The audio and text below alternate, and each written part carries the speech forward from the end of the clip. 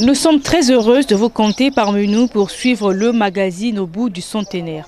Bonjour chers téléspectateurs. Cette nouvelle édition s'ouvre par les images de l'école biblique, une école d'enseignement spirituel créée depuis le 26 juillet 1963. Cette année, elle est à la 156e promotion pour l'encadrement des fidèles kimbonguistes. Images et commentaires.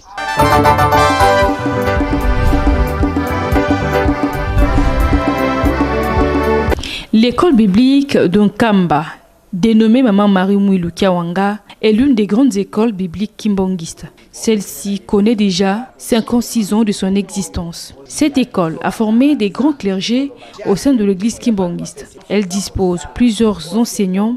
Les fidèles kimbonguistes qui sont formés viennent de partout. Umbolanga Papa Kalukembi Joseph nauti na Paris, France.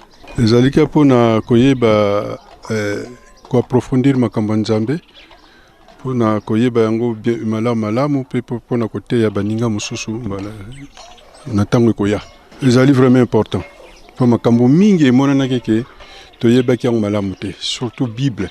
Donc c'est vraiment important ya koyekola Bible. Tozo koyekola makambo o nyonso ezali bo ya bonzambe. O ezana kati na mkanda ya tata nzambe. Ba histoire ezali ebele na bayo basalaka nzambe kala. Neti tozwandakisa totangi ba Samuel, so totangi ba Moïse, totali Ezekiel, totali Kolo Yesu yemoko, ba yekolina ye, donc eza ebele na kati kuna. Donc ba histoire pe eza ebele. En tout cas ce qu'on dit ko sala musala ya tata nzambe na ndengi esengeli elongo bani. Esengeli koyeba pe makambo ya tata nzambe en profondeur. Donc na place wana ezosengela faut ya koyekola la Bible penza en profondeur aussi. Pour koluba makambo likolo te. Mais nde faut koyeba ba histoire. Pour na kati ya Bible ba histoire ezali ebele o ezali kolobila bonganga ya nzambe. L'objectif est de transmettre une connaissance sûre et fiable des bonnes nouvelles de Jésus-Christ et de Papa Simon Kimbangu, de génération en génération. L'unique Bible utilisée est l'Ancien et le Nouveau Testament. Tout ce qui est enseigné permet aux apprenants de marcher selon la volonté divine. Alors, Tolanda, ndenge papa apesi biso kosala, apesi biso confiance, tosala na ndenge posa ya papa ezali, kasi baposa na biso moko. Tozo yokana. Tozali na ba sacrement minei na kati église kimbangiste pamba te mangomba nyonso batu na batu baza na doctrine na bango baza na ndenge na bango. Ba église mususu baza na 7 sacrement ba mususu 8 ba mususu ebele mais na biso na église kimbangiste tozala kana ba sacrement minei. Toza na baptême, toza na mariage, toza na communion pe tozali na ordination. Toyokani. Les cours sont dispensés tous les jours, sauf le mercredi, samedi et dimanche. Une question se pose, quelle est l'importance de l'école biblique? L'élément de réponse avec le révérend Wumbambu Ndiambu, directeur de cette école. Regardez. Importance ya cours biblique ezali boye. Tango lingumba ezalaki kobombama eiko bimalibanda. Batu na batu bazalaki na programme na bango. Oyo baza kotambula ndenge mosusu, oyo baza kotambula ndenge mosusu, ezali pona koteya pe kaka ndengo wana. Batu na batu baza koteya ndenge na bango. Alors nzambe lokola amona ka musika nano lingumbe bimili banda te.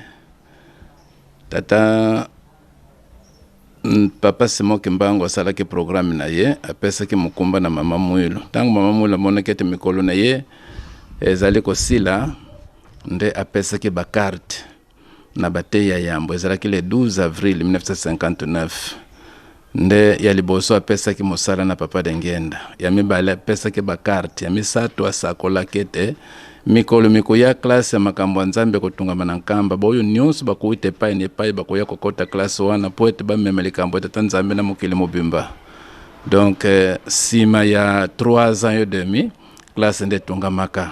Alors papa bamona kete lingumba ya tata Simon Kimbangu ezali uniforme moyeto zala lokola ba communauté ezali teke batu na ndenge na bango nde bamona kete malamu classe tongama. Donc classe bandaki depuis le 26 juillet 1963 poete biso banso tozala uniforme esika nyonso kokende lolenge moko donc ntina classe oyo etongamaki nde yango wana poete biso banso tozala lolenge moko ozali na Angola, ozali na Brazza, ozali na Poto, ozali sika nini soki okotaki classe oyo donc etambula ezali ndenge moko tala susi bapapa ndenge batongaki classe oyo nde yango wana.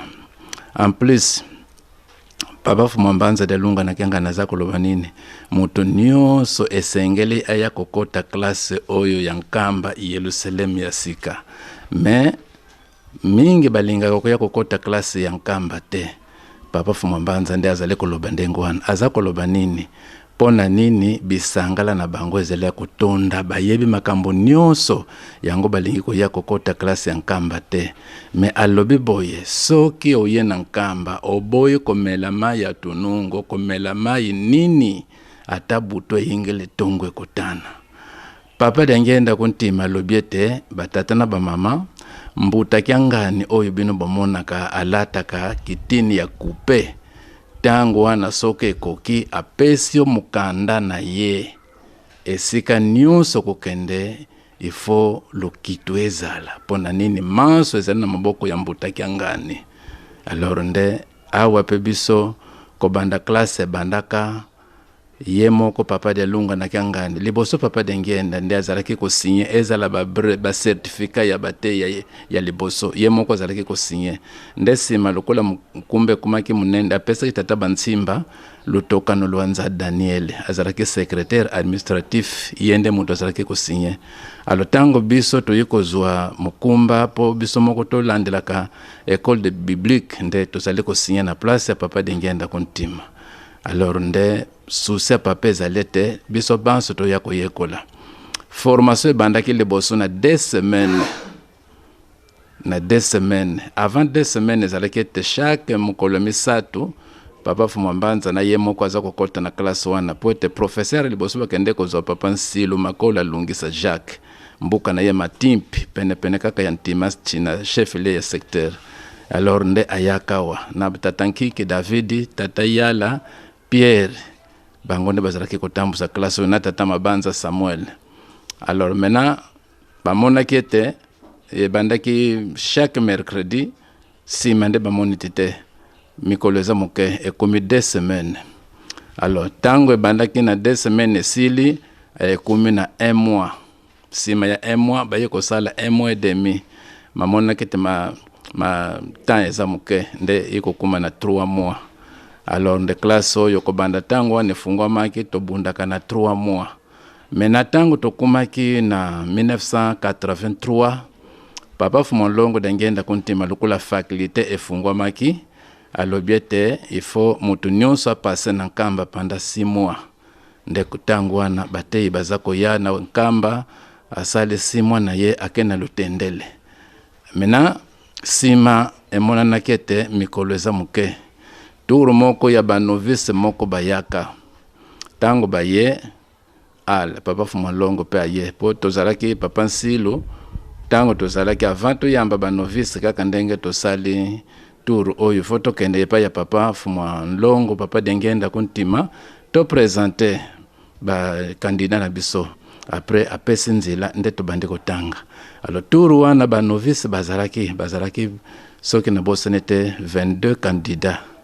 Maintenant toza kozela papa bafukami Papa Fumolongo uti na ndako Nzambe na temple za kokende na ndako na ye tozalaki kobenga mukoto amone bango alobete binote ntina te binote bokosala musala tata makambo mingi na sala kabino me boza ko bebisa kaka lekani na ye aye pe aza kolekana na ye kaka bana baleli biso na Papa Nsilu Papa Nsilu alobete biso tokende kopesa kuru kuna na ngombe Kintsuka kuna netu zake kotangira ndako Nzambe bango batikali papa za koleka bango za koleka bango babande kolela simande Papa Fumolongo dengenda kontima zungisi mutima alobete bon epesa ngai passe mingi pona kumonete makambo mingi na salili bino mesoki bosisi na lutendele boke kufungula mangomba na bino kuna eza kopesa ngai passe et puis bokomaki na niveau matei bazali kopesa bino kuna na faculté po ba professeur mosusu bazali mangomba mosusu eza kopesa pasa baza koloba na bino nini bokende kutuna diangenda soki reyelema tata na ye azali molimo mosanto pona nini atika kinzutu na ye pamba tenkolo yesu tango aseko ki amema kinzutu na ye na likolo ebongo bino soki tata na ye za molimo mosanto pona nini atika kinzutu na ye epui ya mibale bo oblige ye akende kufungula sando kubotala nini ezali kuna na kati ngai dengende pesa ngai pasi espesi ngai pasi pona kukuma na niveau wana bino te boko kosala mosala tata makamo mingi na salele bino alors ndalobete bon nazongise mutima ezalaki 6 mois mais comme 9 mois ya nkamba nde okaina lutendele alobanda tango wana tozale kubundaka po toyebi histoire makambo ezalaki kosalema na lutendele et puis pona mabe oyo ezalaki kosalema na lutendele papa Fumwanlongo dengenda kontima lobaki boye soki mbeba wana mabe wana ezalaki ko continuer plus tard kuna na liboso tata kokanga classe wana alobaki na ye patika kibiso na le 8 juillet 1992 mais makambo na ye kosalema na kanisa na tango papa Fumwanlongo papa Semoki Mbangu kyanga ni classe lutendele kanga maka soki na bosani te koleka 5 ans koleka 5 kinu bayaki kolela kosenga bolimbisi na mabe nyonso ezalaki kosalema kuna alors nde kobanda tango oyo papa lobaki te bon lutendele ezali mbuka ya kimia boza koyeba lutendele te alors bino bato oyo boza ko bobandi kokende kuna na lutendele donc botambola na ndenge sengeli bobebisa mbuka lutendele te donc siko tokumi na nouvelle alliance to alliance ya siko papa dengenda papa Semoki Mbangu kyanga na sali pona bana na biso oyo bazali kokende kuna na lutendele na kanisi mama koyekola ezali très nécessaire nkolo Yesu soki otali na Matthieu chapitre 11 verset 28 à 30 alobiete boya epai na ngai bino bansu bozali kolemba na mikumba mpo ete ngai nasunga bino wana nyonso koyekola ezala Paulo totangaka bapassage mibale misala bantoma chapitre 8 pe misala bantoma chapitre 19 na chapitre 8 Philippe tango akena Samaria akutanaki na mukube donc mukube wana azalaki ko gérer mbongo ya mama moko azalaki mukonzi ya Ethiopie mutata wana kombo na Kandak mena aza kotanga Biblia tango Philippe ayoki ye Philippe tuni mama tata makambo ezale kotanga oyebi yango ya lobi na yeba ndenge ni soki mutu alakisinga ite tango Philippe alakisi alakisi mama na tata wana lobi te ezandengo wana te wi ala pesa nga baptismo directement zo baptismo ya mbala kaka pona ni na monite makambo na tanga kana yeba kana nga ite me banda lelo na sosole pesa nga batemi. Parlons de l'église kimbangiste en dehors de nos frontières. Nous sommes donc aux Antilles, près de environ 7000 km de la France. Le nom de Papa Semoki Mbangu est connu dans certaines familles, comme celle de Jimmy Fishkal, les des Antilles. La bonne nouvelle de Papa Semoki Mbangu a franchi le seuil occidental depuis des décennies. Le kimbanguisme est enseigné dans plusieurs pays d'Europe, partout où l'église est implantée. En France, par exemple, on trouve une grande communauté des fidèles kimbanguistes. La bonne nouvelle de Papa Semoki Mbangu ne fait que traverser les frontières. Jimmy Fishkal est antillais. Il explique comment il est devenu kimbanguiste. Donc, là, ça fait la deuxième fois que je viens à Kamba et je pense que c'est vraiment le début de quelque chose et que ma venue ici ne dépend pas de moi-même. Je peux dire haut et fort que Papa Semoki Mbangu, il y en a qui disent qu'il est mort, il y en a qui disent qu'il est vivant. Moi, je dis qu'il est vivant et il opère à travers le monde. Parce qu'il a dit lui-même que ses enfants sont éparpillés et qu'il ira chercher ses enfants. Et moi, je pense être la preuve vivante de l'accomplissement de ce qu'il a dit, de sa prophétie. Donc, à un tel point que je pense revenir, parce que maintenant j'ai mon engagement, j'ai le pied dans le kimbanguisme, je suis surveillant. En tant que surveillant, nous avons cette obligation de venir à Kamba chaque année. Donc, ce qui m'a beaucoup aidé, c'est donc avec les livres qui ont été écrits sur Papa Simon Kimbangu, sur l'histoire de l'homme noir, c'est donc là, à ce moment-là, je commençais à toucher une preuve flagrante et qui donne envie d'aller plus loin. Donc il me dit, dans quelques années, si vous le voulez bien, peut-être que si Dieu le permet, vous allez arriver à Kamba. Donc moi, je suis arrivé à l'église Saint-Ouen fin septembre 2017. Donc par rapport à ces connaissances, par rapport à de longues discussions, parce que là encore, j'ai eu le soutien de papa Adrien. Il est marqué dans la Bible aussi que c'est Dieu qui permet le bon vouloir de faire à tout un chacun. Et ça, je confirme, parce que pour qu'un homme soit disponible tous les soirs, je dis bien tous les soirs, ça a duré 2-3 mois jusqu'à ce jour. Ça veut dire que toutes les questions que je voulais lui poser, il était disponible. Et là, je me suis dit, mais non, ça veut dire que pour qu'un homme soit comme ça, il faut qu'il ait un plus.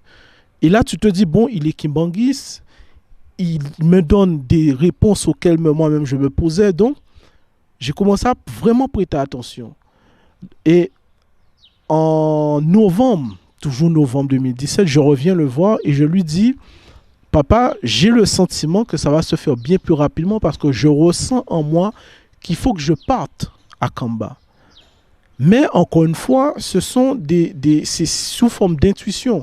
Mais quand je reviens avec ma réflexion d'être humain, je me dis, ah mais j'ai parlé comme ça, la parole est sortie, mais l'Afrique est loin.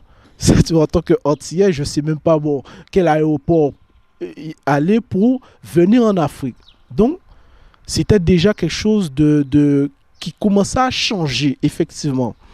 Parce que de septembre à novembre, de commencer à faire les démarches, donc, j'explique, donc on m'a fait rencontrer Maman Moulo Marie, donc j'expliquais à Maman Moulo Marie les difficultés spirituelles que j'avais.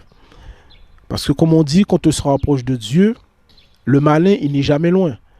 Donc, je lui ai expliqué que moi, j'ai cette envie, dans un premier temps, d'aller en Afrique en tant qu'Antillais et de découvrir Kamba parce que je ressens ce désir d'y aller.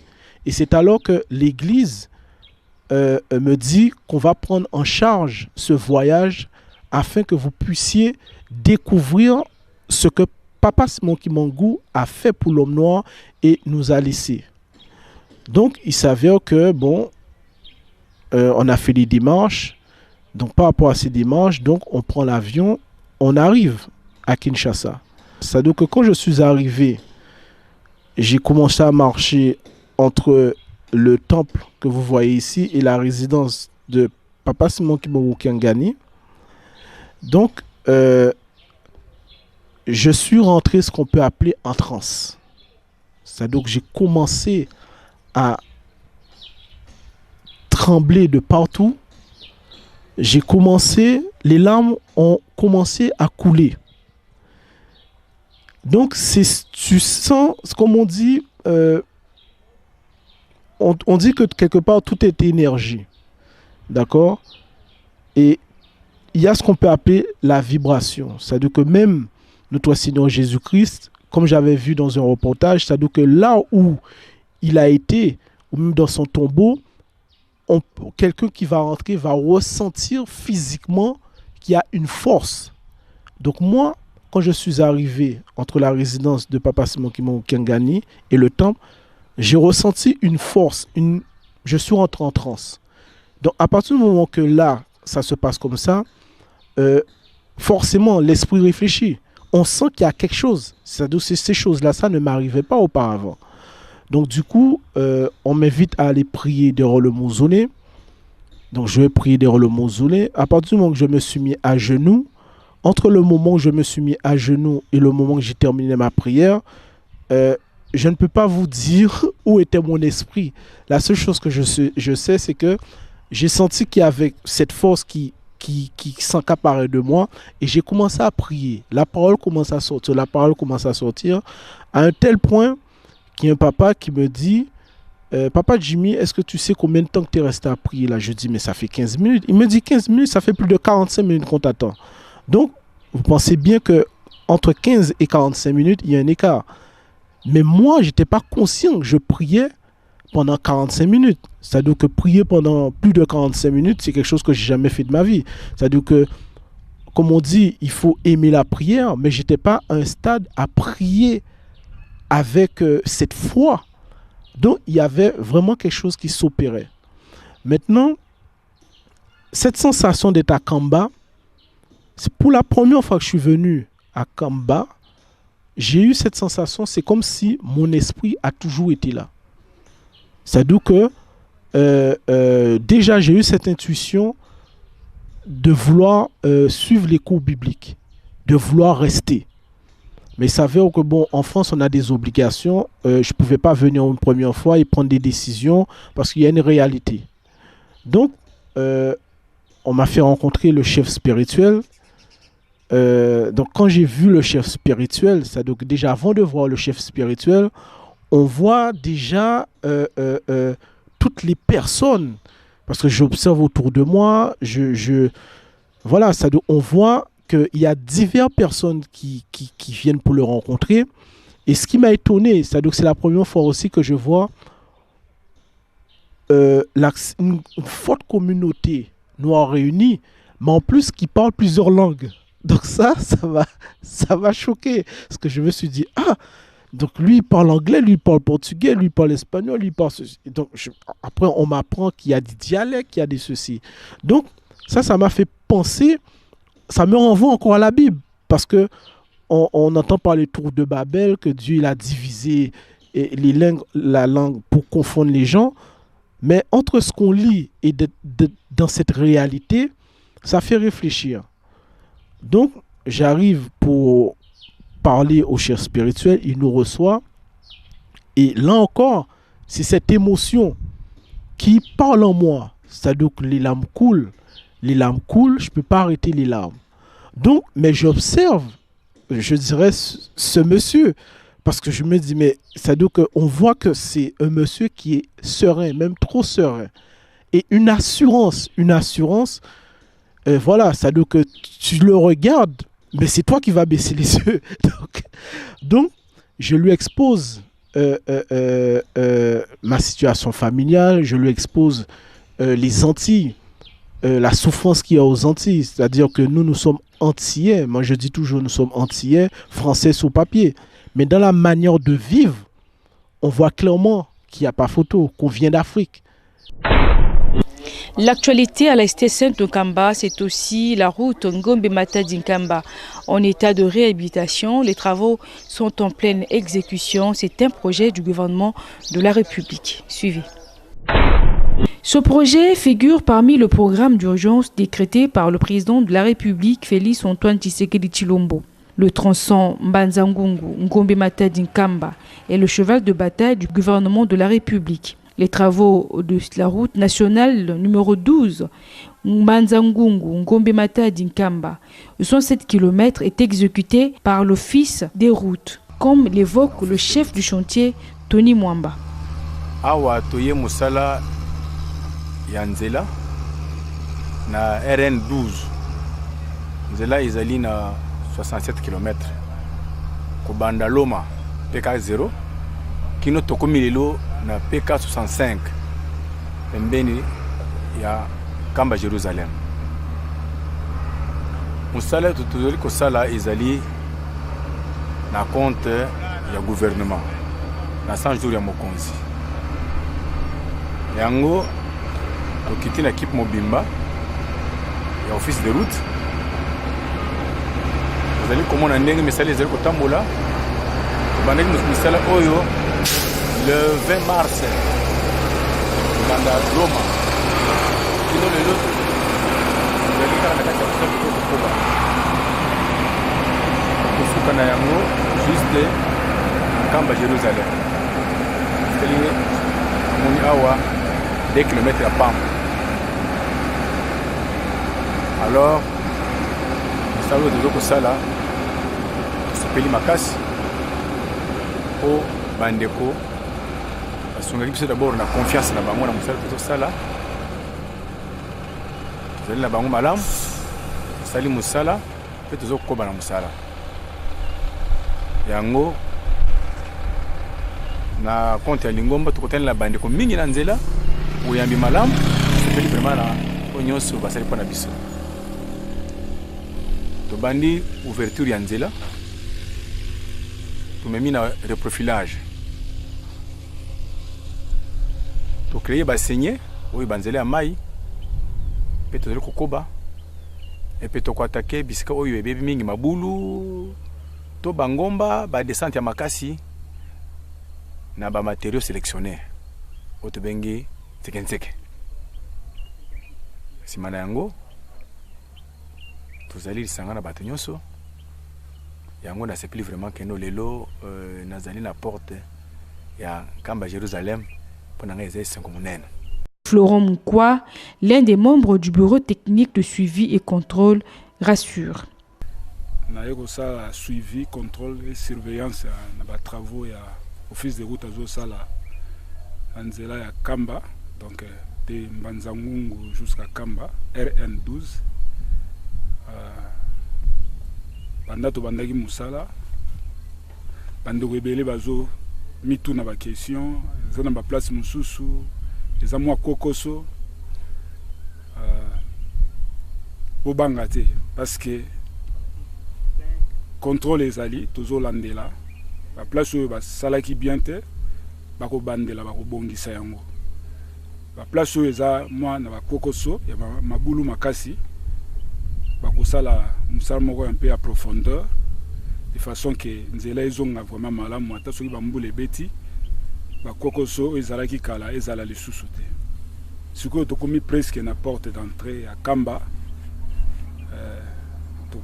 tokosepela mingi bandeko na biso ezala ya Lingomba comme eza batravaux ya 100 jours ya président de la République faciliter biso pe tâche de façon que visibilité et efficacité ezala na musala oyo tozosala biso tozosala juste contrôle na suivi ya batravaux soki bafacilité biso ekozala bien que musala oyo kalakala esalamaki bien te na mbala oyo esalama mpe bien mingi koleka de façon que solution ezala un peu durable ata mbula moko mibale misatu tomona ke musala eza efficacement travaillé mpona biso nyonso population tosepela.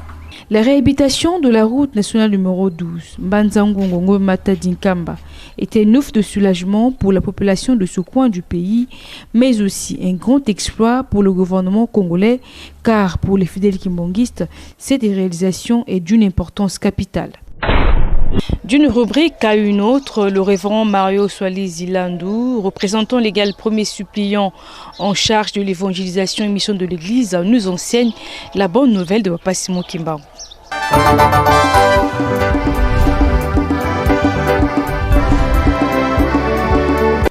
En 1971, nous avons eu la première communion.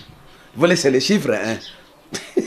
C'est le chiffre 1. Donc, nous avons ici communion et promesse. Parce que, quand nous avons Moïse, nous avons le lait et le miel. Le miel, les alliés, et c'est lembo, il y a là où il y a la paix. Et c'est un petit poison. Tomela masumu est belé, et c'est un petit poison, makambo est belé, et ça alliés plat de noces, de nobles, tout ça. Donc, il y a un monde batu ba yeba kite, bali tikaki yango mire molimo santo alagisike bino boko so communion ya miel. Donc depuis 1971 tozui communion. Maintenant que nous sommes en communion avec le Christ, est-ce que mettre toko tonganda kwa Nzambe?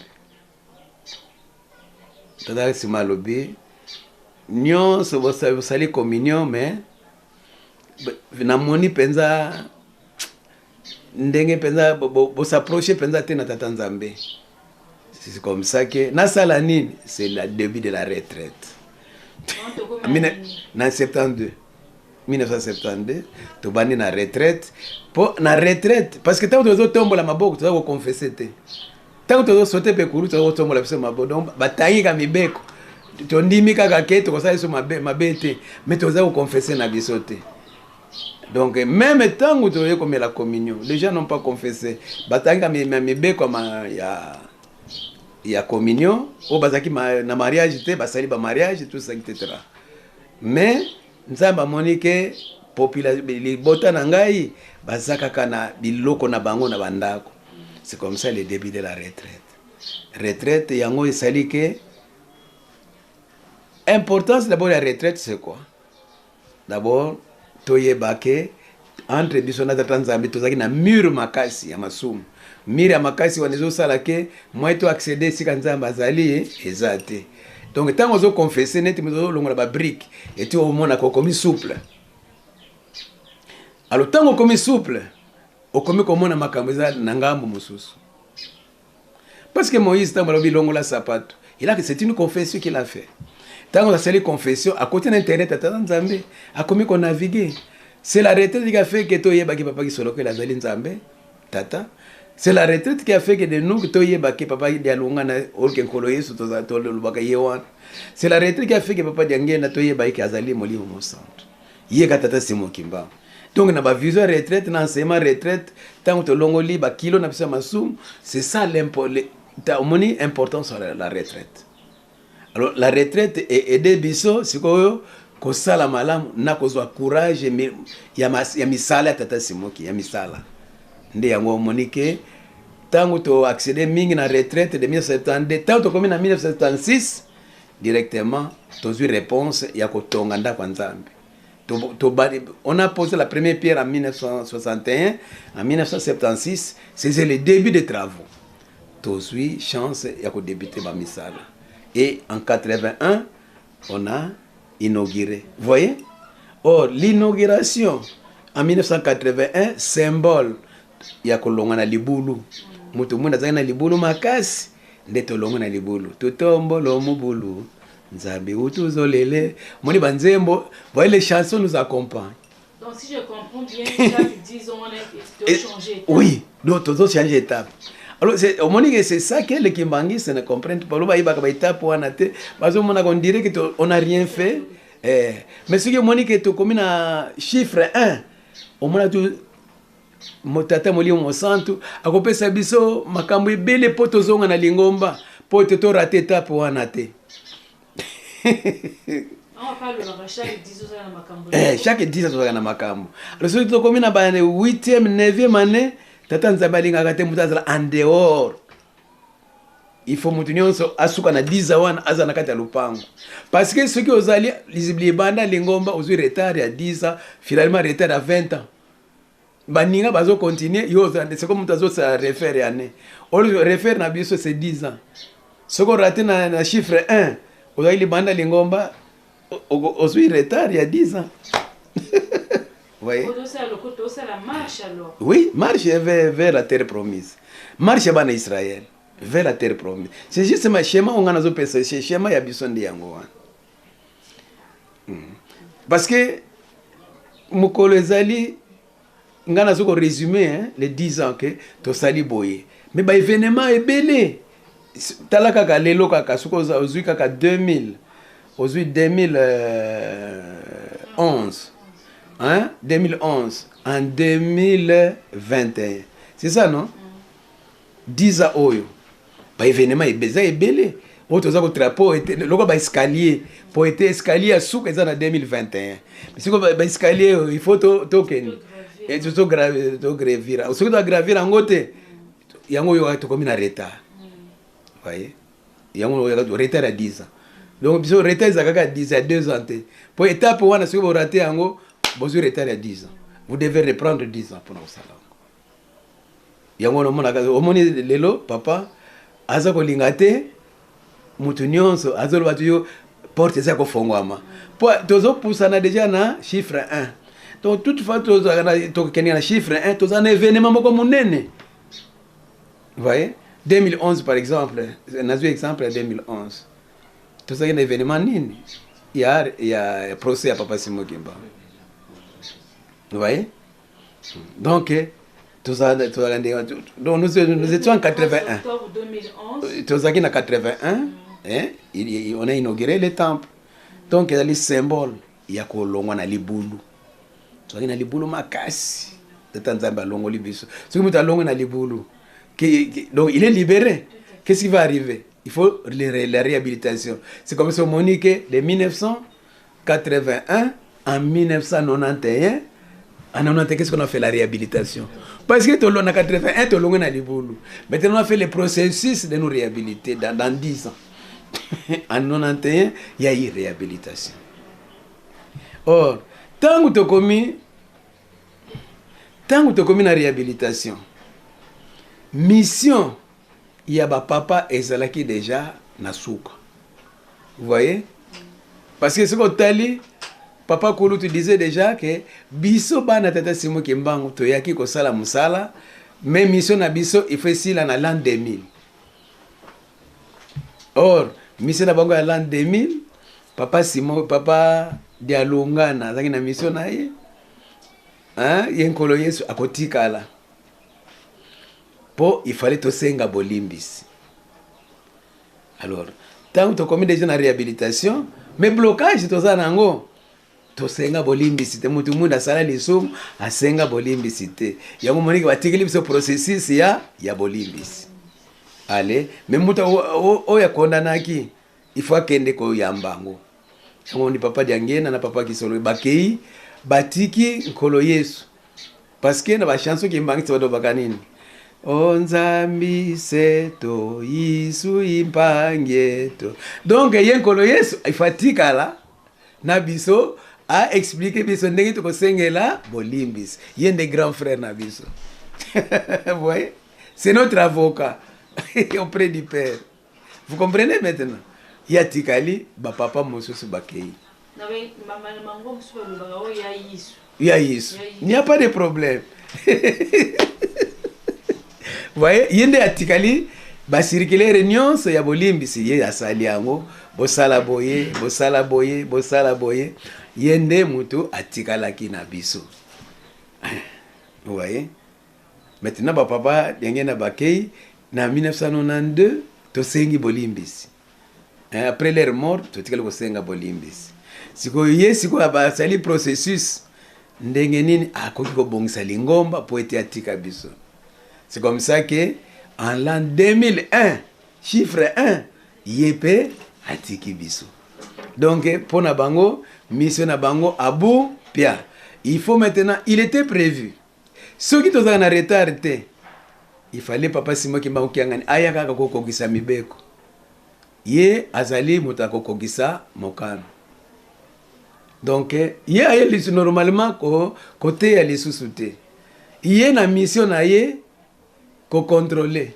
Vous comprenez? Mission na ye ko contrôler. En 2001, ezalaki parce qu'il était prévu qu'en l'an 2000 bana tata Simon Kimba basilisi misala na bango. C'est ce qui fait que papa Dialunga va nous laisser en 2001. Donc chez le chiffre 1. Vous voyez, étape 1 est sili na chiffre 1. Et tant qu'il y a atiki biso atiki lingoma na trouble. Batu bazo wela lingomba alobi lingomba oyo tata Simon Kimbangu yende tata Simon Kimbangu yende papa Diangena ye mutakotambu sabino yepe mutakokomisa bino na mokilelaka. Il a donné les feux verts atikalu ko lagisa parce qu'il s'est posé les problèmes. On pose les problèmes à papa Diangena la succession. Papa Diangena alobaki ce n'est pas un problème administratif, mais c'est un problème spirituel. Ça sera résolu par le dernier chef spirituel. Il y a biso misato. O ya suka kokofa ya suka nde ye mtakite ko résoudre le problème wana. C'est papa Diangena tout dit. Et papa Dialungana a résolu le problème. A résoudre le problème. Yesiko akei. Pona papa Simon Kimbangu kianga ni mission na ye ezana 3 problèmes. Parmi les différents sites historiques et touristiques de l'église kimbangiste au cours de cette édition, nous vous proposons le site de Nkandiabola.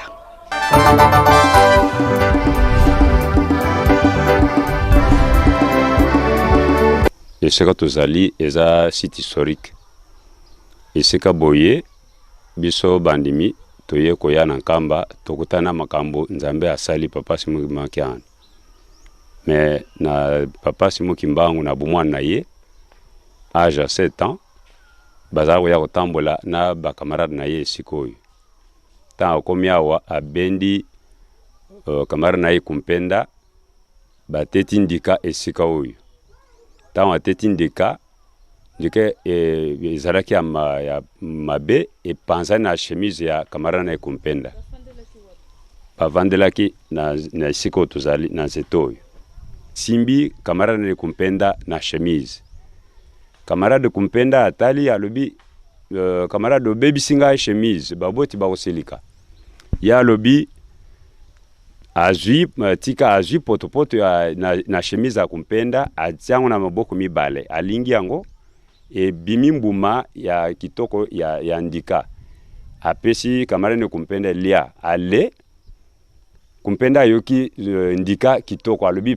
pesa mususu ya alobi tika lia kaka mikolo koya eza makambo kote yango kamarade Kumpenda ale bale bapanzani bakeo tambula ndenga bana mike batambula na banzamba okolukaluka sima nde baturu na biso tanto yo kwa kamba tokuti makambo wana majuana pe ndiye pe papa simuki mangu akoye na kungu na libulu kokende kutala ba kamera batu na bande kone batu mwindo donc na juana bon abanda na musala teme aja bu mwana asala makambo makasi banzeti misato tozomona nde sika asala kiango mende aye koloba ke na turu ya mibale abotama na kombo ya papa Dangenda alobi bana ngai ya Kasai bakoya kutongela site sikoyo mende tango tokomi ba to Kasai ngai nazolo banabino nazali conducteur de travaux awa na chantier Kanambola esika to uti kotelema na site historique to tongiango na forme à cœur tanto lobi ke a teta kindika e bebisaki elamba e betaki na chemise juste na motema forme ya site toja on a forme ya motema donc nzambe a salaka makamususu kozwa eloko a saliango a memi yango na matei nzoka azotalisa na nzoto na yo mutu ezala pe motema ponza mba atalaka motema donc abongola ki bizaleli atata wana ezalaki bizaleli mabe yango nde tozi forme ya motema totie na site wana ndenga asengelaki yango moni tozomona site wana so tali malamu eza en forme ya cœur donc nzambe abongolaki nde bizaleli atalisa ye bizaleli ezalaki mabe na biso lelo pe tozolanda matei wana soki mitema na biso ezali na kotengama biso moko tobongisa yango nzambe atalaka motema atalaka bilamba te makamusu te motema no soki eza kotengama na makanzambe malamu tolongola bizali wana ya kala tolanda oyo nzambe azote mikolo nyonso et surtout nde azotelemela bolingo mibeko misala. À présent, suivez le message du chef spirituel et représentant légal de l'église kimbongiste, sa divinité Simon Kimbong Kiangani. C'est un extrait choisi pour vous.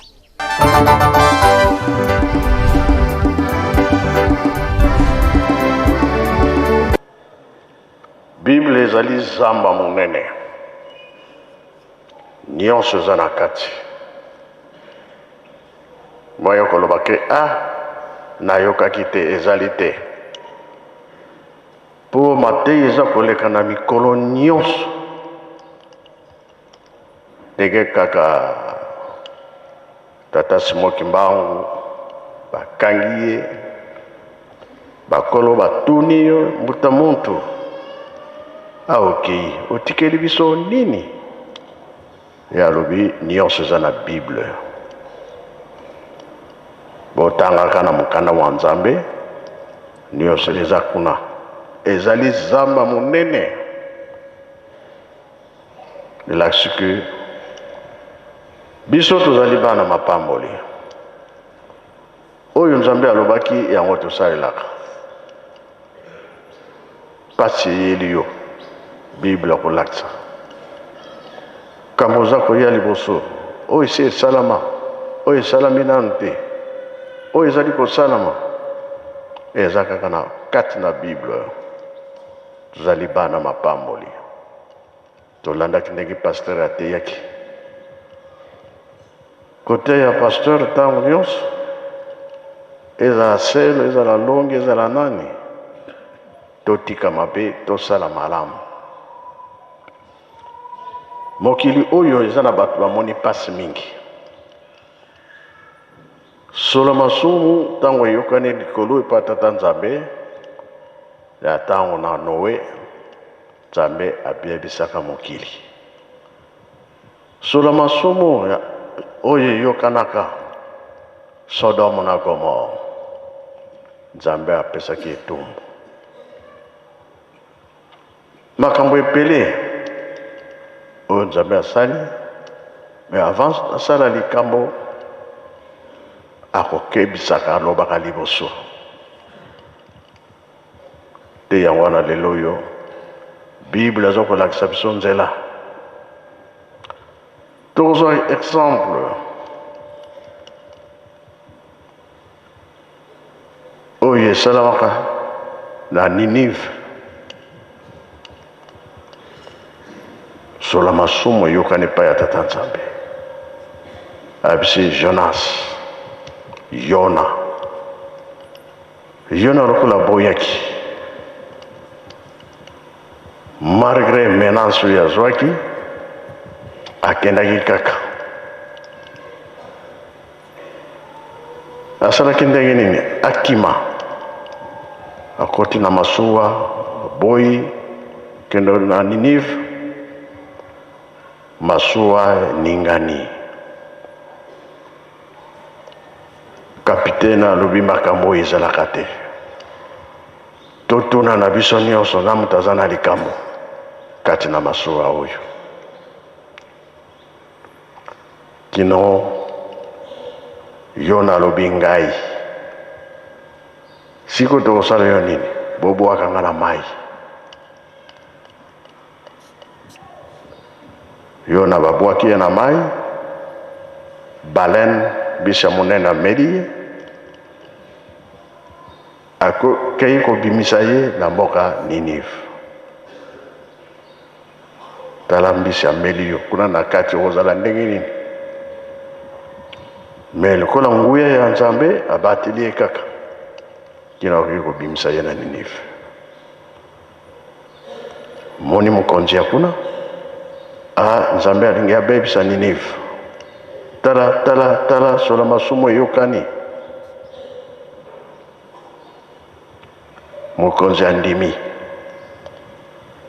Ondimandimaki ye atambolaki Ninive mobimba.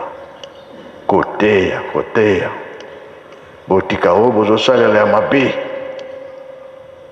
Kino bayokaki babikaka. Siko eza susu Ninive te. Mokili mobimba. Totosa oyo Nzambe aza koloba.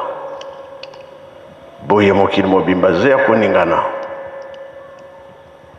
Siko tokobika na ndenge ya mabondeli. Toluka Nzambe. Nzambe alobi nini? Te yakapona nini? Totika mabe tosala malamu. Kanda ya Nzambe ezali pasi. Lelo biso tolandi matambo ya nkolo Yesu na Tata Simon Kimbangu. Oyo tuzo kosalela bana bokoko na biso elobamaka na 21 bapapa mpe balobeli yango. Biso siko tozolanda matambi na bango eloko tozosenga boyokani. Kamo monene batikili biso totonga Yerusalemi. Butomo oyo eza kolobama kaka Yerusalemi. Soki totongi Yerusalemi kimia ekoya kati na biso. Voilà, mesdames, mesdemoiselles et messieurs, c'est la fin de ce magazine. Merci de votre fidélité à notre chaîne. Au revoir et à très bientôt.